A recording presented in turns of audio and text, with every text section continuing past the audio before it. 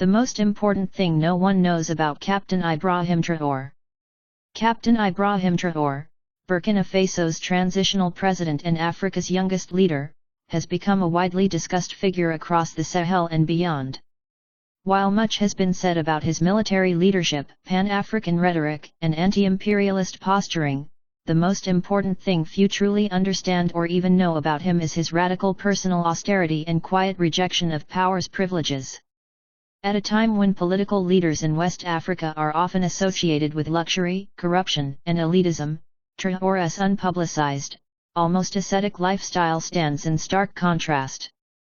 It is not simply a stylistic choice, it is a deeply ideological act that quietly reshapes public expectations of leadership in Burkina Faso and the wider region. From the moment he assumed power in September 2022, following a military coup against Lieutenant Colonel Paul-Henri Sandaogo Damiba, Traoré was thrust into the harsh spotlight of national and international politics. Yet he did not follow the script of typical transitional heads of state. Instead of embracing opulence or leveraging his newfound authority for personal gain, Traoré reportedly refused to accept the full presidential salary, estimated at around $76,000 USD annually. Instead, he chose to retain only his captain's salary, an amount more aligned with Burkina Faso's working-class citizens, many of whom live on less than $100 a month. This decision, while largely underreported outside Burkina Faso, sent a powerful message internally. It wasn't performative humility, it was a strategic, values-driven refusal to separate himself from the people he governs. In a country plagued by decades of political instability, deep poverty, and violent insurgency, such a symbolic act has outsized political and moral value. It signals solidarity. It echoes the legacy of Thomas Sankara, the revolutionary leader who famously sold government Mercedeses and told ministers to drive economy cars. Traoré has frequently referenced Sankara, not merely as a hero, but as a guiding compass for his own leadership. Please like and subscribe to keep this channel alive. Thank you. What makes this decision especially important is the context in which it has taken place. Burkina Faso, like many Sahelian nations, is confronting a multidimensional crisis. Jihadist insurgencies have displaced over 2 million people, while the economy remains fragile and dependent on international aid.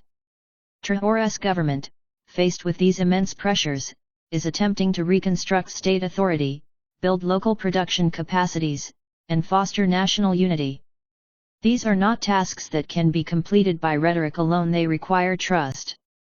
By voluntarily reducing his own pay and refusing lavish state accommodations, Traoré has attempted to create an image of leadership that is grounded, honest, and in touch with the everyday struggles of ordinary Burkinabe citizens. Perhaps more striking is the veil of privacy Traoré maintains around his personal life. Unlike most political leaders, he does not display his family in public. No official images or detailed biographical information about his wife or children are available. This is not out of secrecy or paranoia, it reflects a deliberate strategy to shift the focus away from personality cults and toward policy, governance, and collective national identity. In this way, he resists the trend of hypervisibility and celebrity-style politics that has engulfed many global leaders. Instead, he emphasizes action, community, and ideology.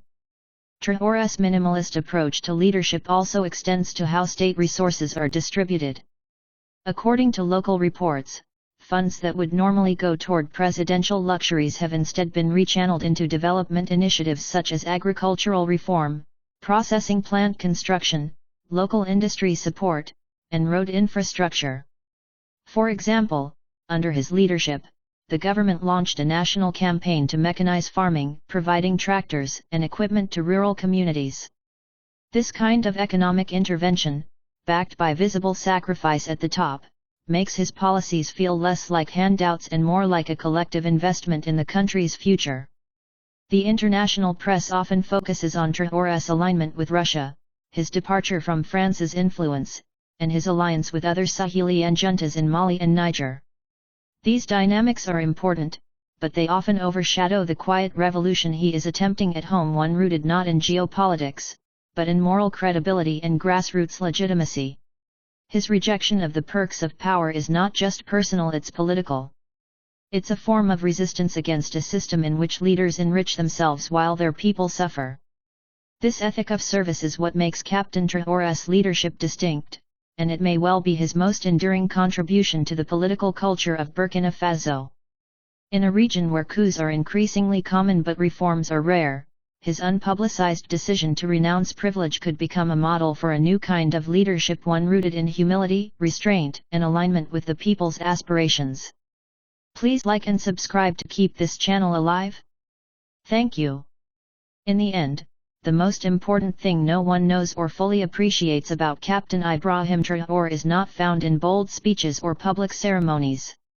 It lies in the quieter choices, the salary he declined, the luxury he rejected, the spotlight he dimmed, and the values he elevated. In these acts, he is attempting something rare, to lead by example in a time of crisis, and to rebuild trust in public office not with words, but with sacrifice.